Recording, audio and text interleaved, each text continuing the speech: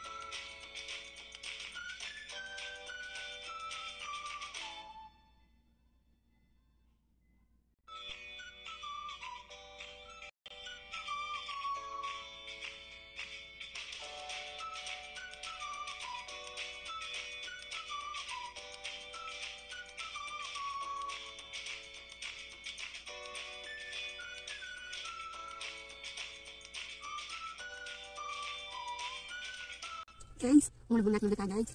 Yung salot natin sa gata. Nagkita ko natin guys, para di maumay. Ay, kung maumay, nakakaumay. Laki yung guys, dalawa natin gata.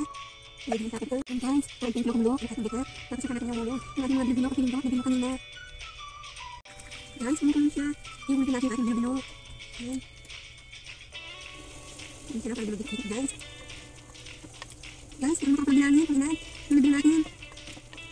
Ayan muna natin guys, para bilbilo dito.